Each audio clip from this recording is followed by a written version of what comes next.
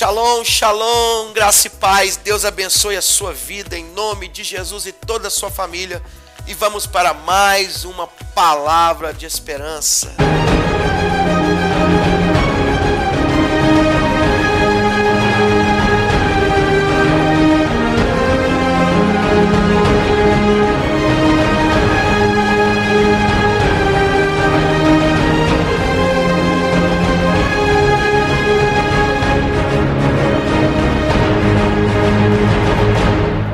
Glória a Deus. Olha, eu queria falar um pouco para você nesse dia abençoado. Antes, eu quero pedir para você um favor, você compartilhar essa palavra aí com as pessoas que você conhece, gente que precisa ouvir a palavra de Deus, palavra de esperança, e tem tanta gente precisando. Se você fizer isso, você vai estar me ajudando a espalhar a palavra de Deus, espalhar o reino de Deus.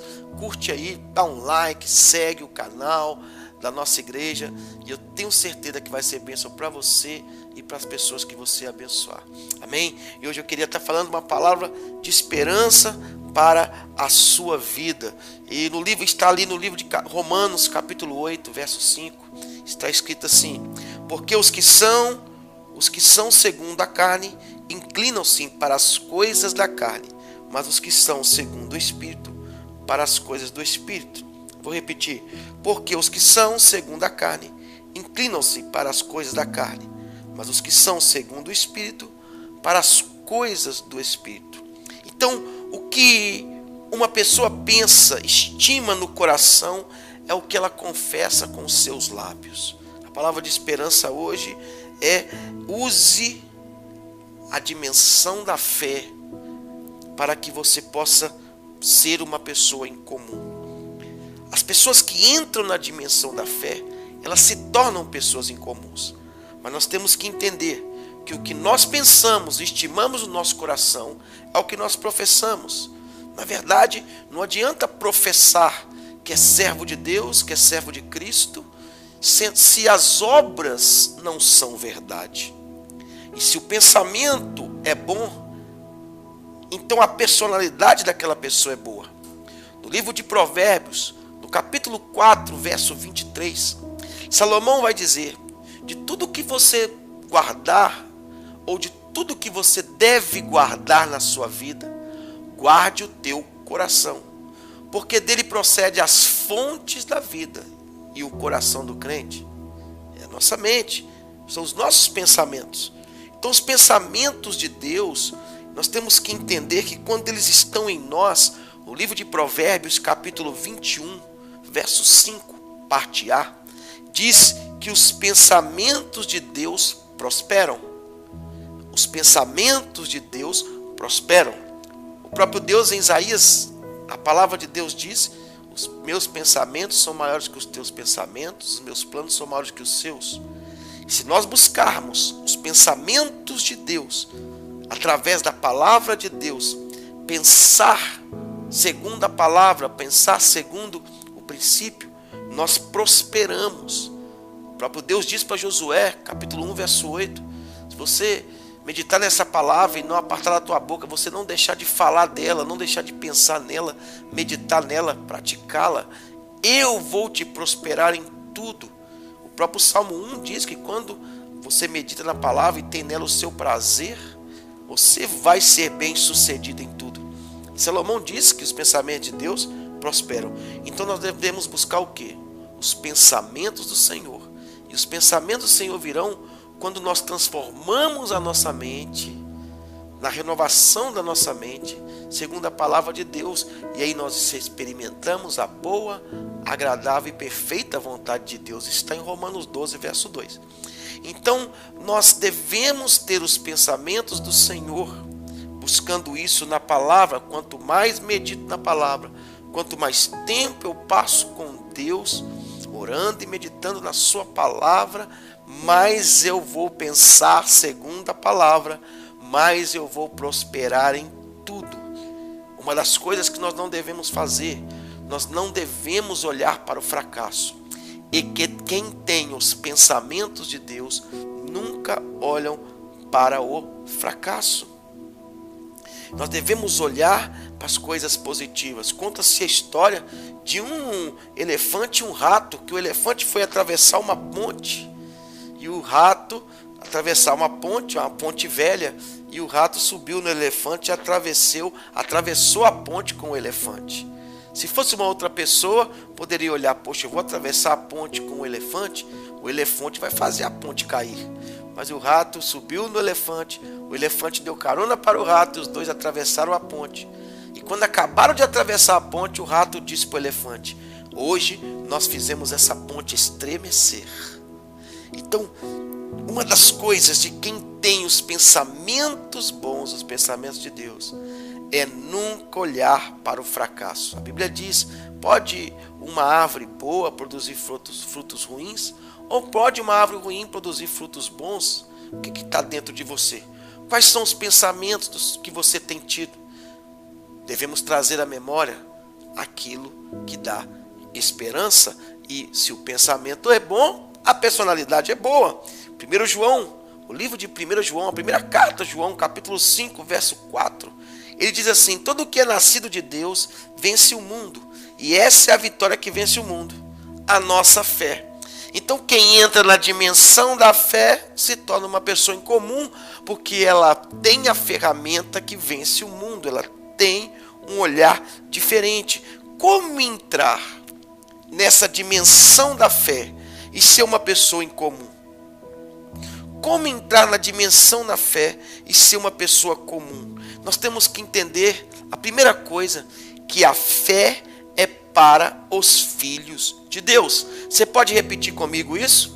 A fé é para os filhos de Deus.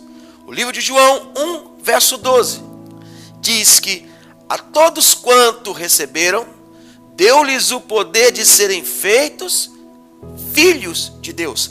Nem todo mundo ainda se tornou filho ou filha de Deus. São criaturas de Deus. Só são filhos de Deus aqueles que o recebem como Senhor e Salvador de suas vidas.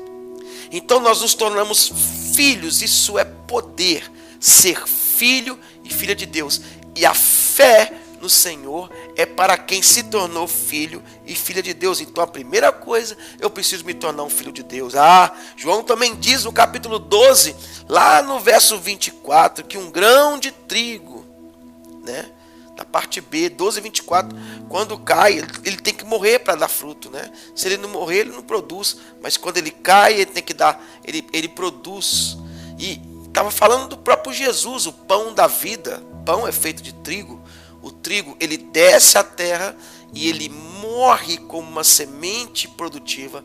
E através da morte de Jesus e a sua ressurreição, porque Cristo morreu pelos nossos pecados e ressuscitou para a nossa justificação, nos fazendo justos, ele vem na terra para morrer e dar muito fruto. Esse fruto sou eu e você e as pessoas que serão alcançadas pelo Evangelho de Cristo. Assim nós temos que morrer para a nossa natureza carnal todos os dias, morrer para os pensamentos de fracasso, morrer para os pensamentos de miséria, de destruição e nascermos para Cristo em uma nova vida, sermos filhos de Deus e receber a fé no Senhor. E a fé vem pelo ouvir e o ouvir da palavra de Deus. Tiago chega até a dizer, olha, seja praticante também, não seja só ouvinte não.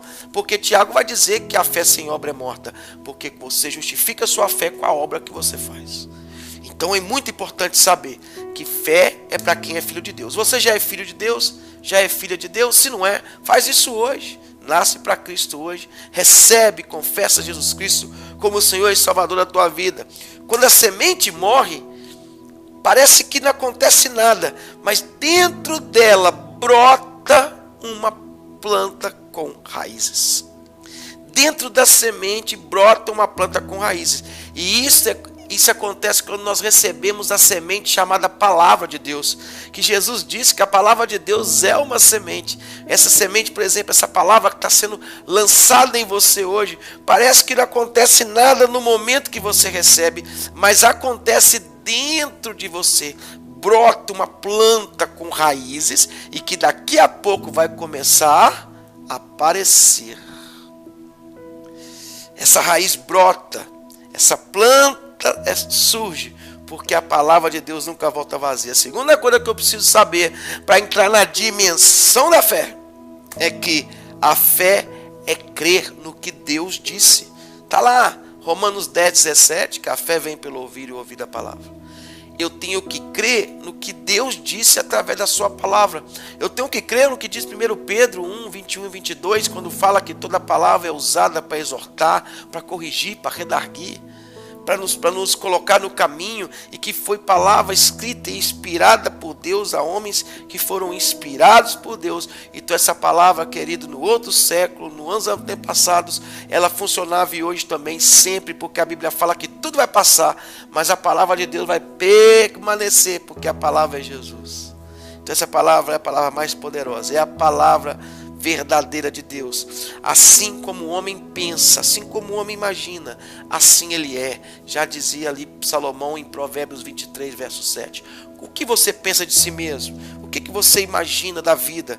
Como você é? Você é aquilo que você imagina? Você é aquilo que você pensa? Alguns cientistas, é incrível que a ciência vai dando volta, só para comprovar tudo que Deus diz e Deus fez. A ciência tem que servir à fé. E aí ela é bem aceita.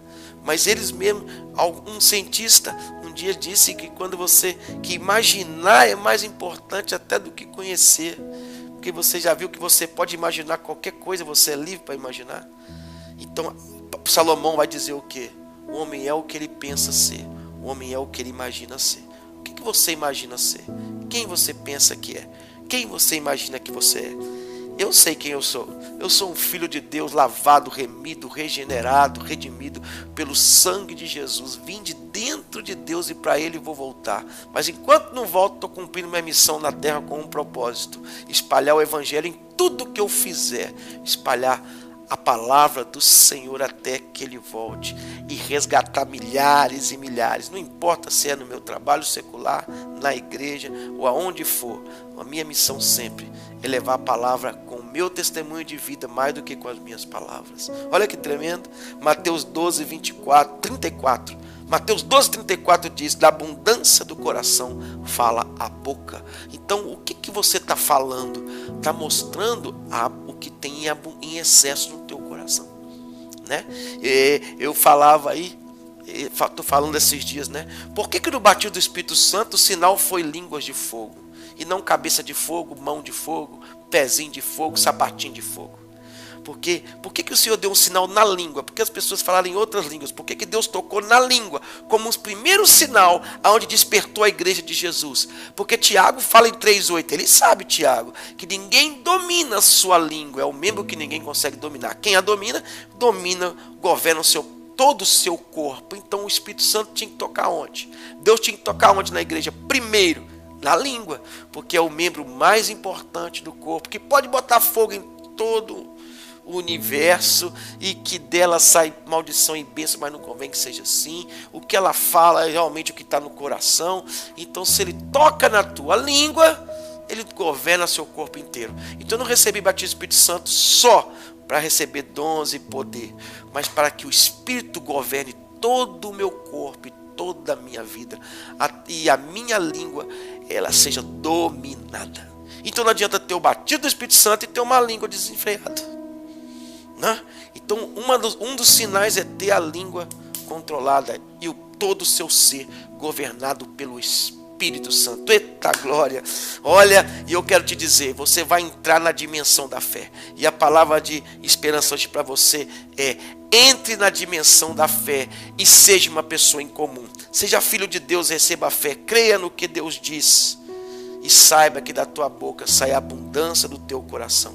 Olha, faça as dificuldades da sua vida se transformar numa grande pérola de valor. Sabe a história da pérola? A pérola é gerada dentro de uma ostra. Ostras que estão no fundo do mar.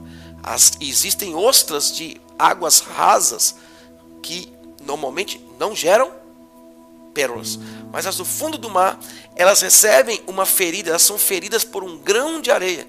E quando elas são feridas por um grão de areia, para proteger ali a ostra, vem uma camada por cima chamada nácar. e vai uma camada em cima da outra, uma camada em cima da outra, e aquilo vai se transformando naquilo que nós chamamos de pérola. Então, o que é a pérola na verdade? É quando a ostra faz de uma ferida algo de grande valor. Então, qual que é o segredo? Uma ferida coberta, transforme suas feridas em pérolas. Vai mergulhar no profundo do mar de Deus e cada ferida que vier transforme em pérolas. Cobre ela. Eu acredito em Deus. Eu acredito na palavra de Deus e eu obedeço a palavra de Deus. Por isso a fé vem pelo poder do Espírito Santo.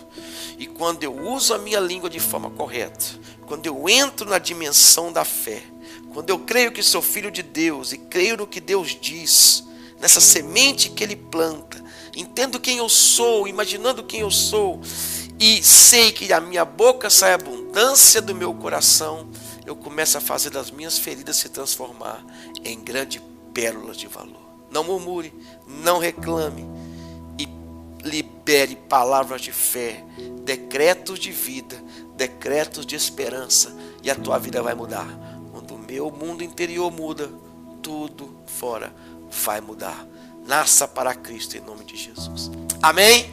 Deixa eu orar por você. Senhor, eu quero abençoar essa vida que está nos assistindo, aonde estiver, seja no celular, na televisão, em casa, no trabalho, dirigindo, neste momento. Toca nesta vida em nome de Jesus. Libera sobre ela medida de fé abundante, para que a sua boca libere palavras de vida. Cada ferida em sua vida se transforme em algo de valor. Meu Deus, que ela possa entrar na dimensão da fé e não ser mais uma pessoa comum nessa terra, mas ser uma pessoa incomum para a glória do Senhor. E através de nós, Senhor, através dessa vida que está nos assistindo, alcance as pessoas que estão nas trevas através da luz que é Jesus. Coloque palavras de fé em nós.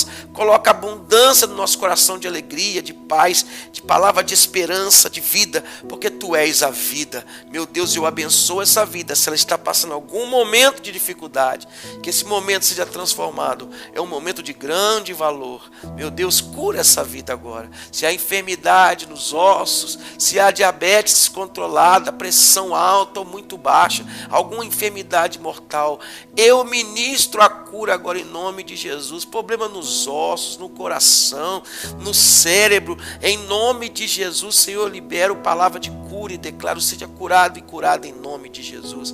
Haja salvação na tua vida, querido, em nome de Jesus. Pai, tira esse espírito opressor que está oprimindo, trazendo desânimo, opressão, depressão, Pai, em nome de Jesus, esses pensamentos de morte saiam em nome de Jesus e vem pensamentos de vitória, pensamentos de esperança agora. Traz a alegria do Senhor, que é a nossa força, e que essa palavra alcance um coração quebrantado e possa criar raízes para baixo e dar frutos para cima. Eu te abençoo em nome de Jesus. Você que crê aí do outro lado diz amém. Que Deus te abençoe. Grande abraço, multiplica essa palavra, abençoe vidas. Deus te abençoe. Temos aí Congresso de Mulheres essa semana, sábado e domingo às 18 horas, o nosso culto de celebração presencial no templo da Igreja Batista Jardim Laguna. Vá para uma célula, participe do discipulado, que Deus te abençoe.